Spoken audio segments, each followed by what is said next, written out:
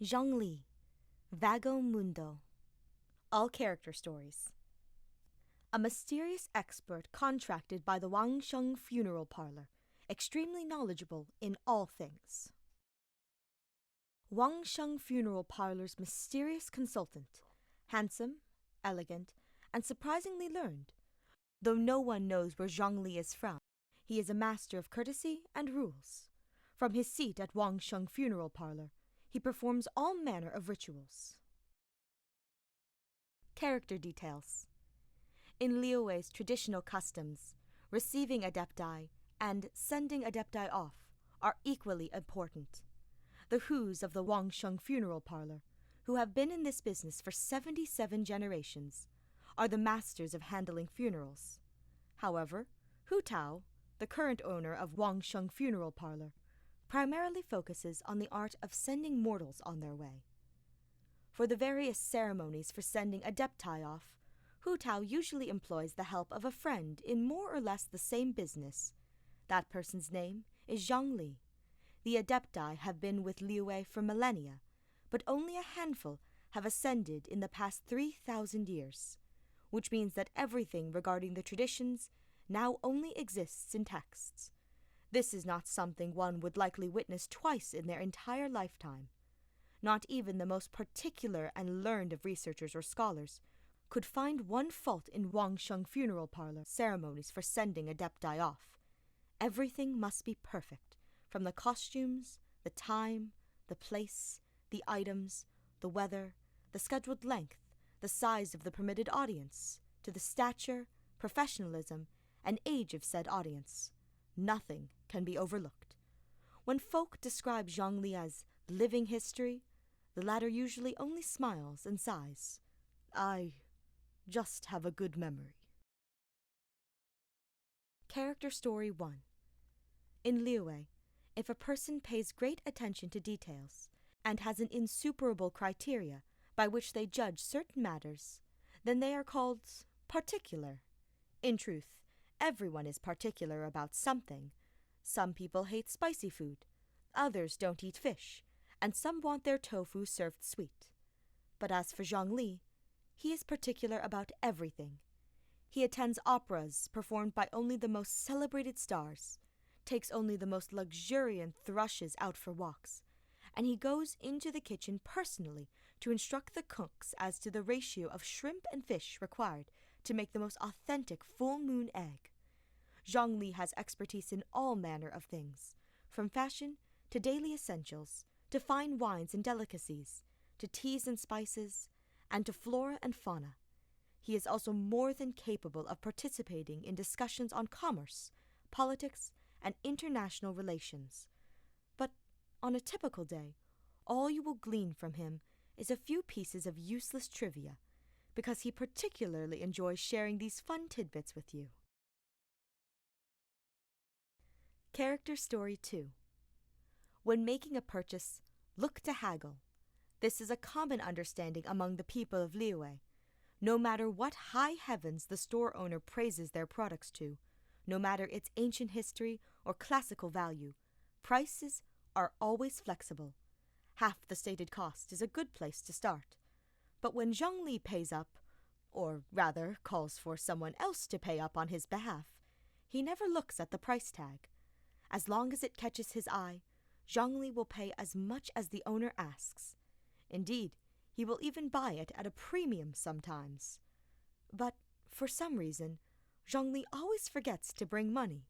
For small purchases, he has friends to help him out, and larger bills he somehow finds ways to have written off. To those merchants who secretly pride themselves on their powers of flattery, Zhongli is a man of strange proclivities. In truth, he knows a great deal about the value of money and finance, and he also understands the suffering of the people. However, he seems to not understand that poverty is part of the human condition. Or perhaps it might be said that he cannot imagine himself being poor. How has such a person not died of hunger yet? Character Story 3. There is no way Zhongli can starve. Such concerns as profit and loss are beneath his notice. The 7 nations, and the world itself are where his efforts are directed. As for wealth, he is wealth itself. He is Morax, the overlord Rex Lapis, who rules Liyue, and the Geo-Archon of the 7 Archons. The very money that circulates throughout Tevat, Mora, is named after him. When night falls and bustling Liyue begins to slumber, he will sometimes stand atop the towering mountains and gaze upon this city, which he made with his own hands. To the people of Liyue, Rex Lapis has many divine titles. When he laid down Liyue's laws by his divine might, he was the god of contracts. When he minted his first Mora and made Liyue strong by dint of commerce, the merchants revered him as the god of commerce. He has lived through countless years, and is the eldest of the 7, and so historians call him the god of history. Thousands of years ago, the forebearers of the citizens of Liyue Harbor struck stones together to start fires and piled stones to create stoves. These blessings, derived from the Geo-element, led the Geo-Archon to gain the title of God of the Stove. People from other lands tend to call him Morax, though the people of Liyue prefer to use the term Rex Lapis. But in the hearts of lovers of opera and children, Morax's on-stage aspect, the all-conquering defender of Liyue, the warrior god, is the most fascinating. The delicacies that Rex Lapis discovered while lost in the streets, the plaques inscribed with his handwriting, a famous opera that he once starred in, playing the part of a warrior. Many stories and tales of Liyue are, when studied closely, stories of people visited by their deity at some point, and the citizens of Liyue are most proud indeed of that history. Character Story 4. As the founder of Liyue Harbor, contracts are the most important thing to Morax. From simple monetary exchange and agreements between merchants to the ancient laws that Morax himself laid down, there is no part of city life untouched by contracts. To merchants, contracts are the most important standard to which they hold themselves. Deadlines, invoices, shipping destinations. Only a refined and strict order can sustain vibrant commerce, which is itself the lifeblood of Liyue Harbor. Thus, the Qixing punish violators of such laws unceasingly, not only to uphold the divine rulings of Morax, but also allow Liyue to maintain its vitality. Through the millennia, every generation of the Liyue Qixing commits to interpreting the law, including subtle amendments to plug loopholes found in the law. Any loopholes that remain undiscovered are seen by the merchants as permissible if unaddressed, and they make killings off such holes until they are discovered and patched up by the Liyue Qixing. Amid this game of cat and mouse, the book that collates such amendments has reached a whopping 279 pages thick. The person currently responsible for maintaining this book, the Tiantuan Ningguang, is secretly and humorously referred to as the Tailor of Liyue, in honor of her speed in patching these laws up, and for her sharpness of eye. But no matter how complicated or tangled mortal laws become, one of these stands above all others in the eyes of Rex Lapis. The one who reneges on their words shall suffer the wrath of the rock. Character Story 5. Rex Lapis, most ancient of the 7, has lived far too long. Rex Lapis still remembers that moment when the final Archon took their divine seat, thus ending the Archon War and the era of warring gods. The 7 were a diverse lot and dispersed far and wide, but they all shouldered the burden of guiding humanity. As time passed, many of the 7's titles changed hands, and only 2 remain of the first 7, Rex Lapis and the Animo Archon. The carefree Barbados, the Animo Archon, is the second eldest of the 7. When Barbados first came to Liyue, Rex Lapis believed his fellow Archon to have encountered some terrible crisis in pursuit of their duties, thus requiring his aid. So when Barbados descended in a gust of wind, The Geo-Archon had already prepared himself to receive this neighboring deity and lend what help he may. But as he looked, the Animal Archon tossed a wine bottle at him. "Here, some wine from Mondstadt. Care for a taste?" To forsake one's duty to deliver a single bottle of wine. What a preposterous notion! Yet, the Animal Archon kept coming to visit, to explore Liyue Harbor, all sorts of strange questions on his lips. The Animal Archon's questions knew as little limits as the wine in his hands. From then on, the first 7 would often gather in Liyue. Rex Lapis still remembers how those wines tasted. The world has changed much since then, and all that was once familiar has faded into memory. The 7 seats changed, and again were changed, until 5 of the 7 at the table were all departed. Nor would the deity of guiding humanity be honored by the new archons. Even the hardest rocks may be worn down after 3,000 years.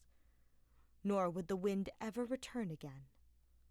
One grisly day, the ancient ruler was strolling about Liyue Harbor and overheard a merchant telling one of his workers, "You finished your duties. Go ahead and call it a day." Long did he stand amidst the milling crowd. "Have I already finished my duties?" Character Story 5. Altered Version. This story will be altered after completing Archon Quest Chapter 3, Akasha Pulses, the Kalpa Flame Rises.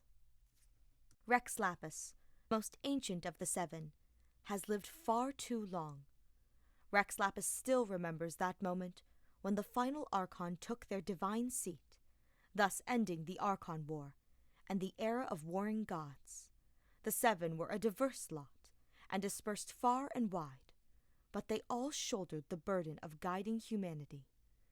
As time passed, many of the 7's titles changed hands, and only 2 of the first 7 remained in positions of rulership, Rex Lapis and the Animo Archon. The carefree Barbados, the Animo Archon, is the second eldest of the 7. When Barbados first came to Liyue, Rex Lapis believed his fellow Archon to have encountered some terrible crisis in pursuit of their duties, thus requiring his aid. So, when Barbados descended in a gust of wind, the Geo-Archon had already prepared himself to receive his neighboring deity and lend what help he may. But as he looked, the Animal Archon tossed a wine bottle at him. "Here's some fine wine from Mondstadt. Care for a taste?" To forsake one's duty to deliver a single bottle of wine. What a preposterous notion! Yet, the Animal Archon kept coming to visit, to explore Liyue Harbor, all sorts of strange questions on his lips. The Animal Archon's questions knew as little limits as the wine in his hands. From then on, the first 7 would often gather in Liyue. Rex Lapis still remembers how those wines tasted. The world has changed much since then, and all that was once familiar has faded into memory. The 7 seats changed, and again were changed, till 5 of the 7 at the table were all departed. Nor would the duty of guiding humanity be honored by the new Archons. Even the hardest rocks may be worn down after 3,000 years, nor would the wind ever return again. One grisly day, the ancient ruler was strolling about Liyue Harbor and overheard a merchant telling one of his workers, "You finished your duties. Go ahead and call it a day." Long did he stand amidst the milling crowd. "Have I already finished my duties?" That which rises from the sea. During the Archon Wars, every corner of Tevat was consumed in the fires of conflict. Not only did gods fight amongst themselves, but countless wicked things also sought to expand their domains. One such type of creature caused no end of woe for the Geo-Archon, long before he took that title, along with his place among the 7. These foul creatures, straight from the murky depths of the ocean abyss, had a squishy exterior, and possessed agile tentacles that could live on even after being cut off, even secreting some thick and revolting fluid in the process. This alone would have been enough to make them the most monstrous of all creatures, and still it was not the pinnacle of their monstrosity. What made them so truly terrible was their small size, which gave them the ability to duck into unimaginably small nooks and crannies. No space was too narrow for them, neither the wooden boards of tables and chairs, nor the seams of windows and doors and curtain folds, nor even books and brushes.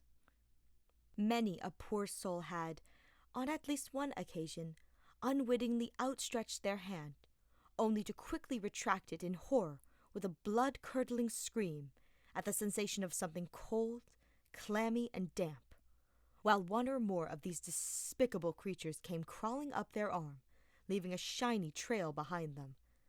At the behest of the people of Liyue, Morax agreed to wipe these creatures out, but these parasites upon civilization could not be destroyed like enemies on a battlefield, by simply summoning a storm of stone spears that would shatter the earth and churn the soil. Still, he was the god of contracts. His word had to be his bond.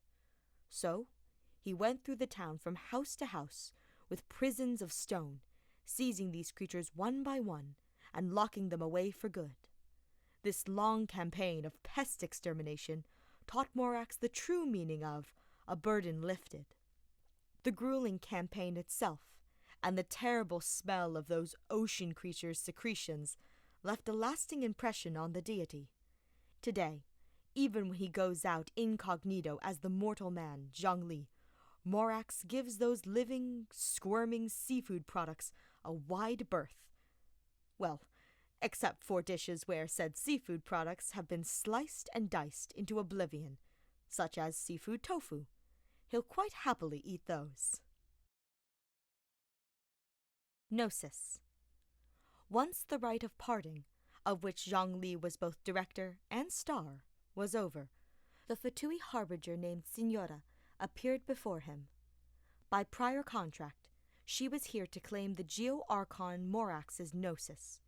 Before the traveler and the two Fatui harbingers, Zhongli related the truth that he had established a contract with the Cryo-Archon. In his own words, this was his final contract to end all contracts. Yet, no matter how one looks at it, the loss of his divine ability to defend Liyue was too great a price to pay. Even amongst mortals, the basis of a contract is equivalent exchange. And for the god of contracts, who must have established countless such arrangements in his long years of existence, such an important contract must have come with its benefits. Now, the Geo-Archon has given away his Gnosis as his part of the deal. What, then, must the Cryo-Archon have wagered to balance the scales?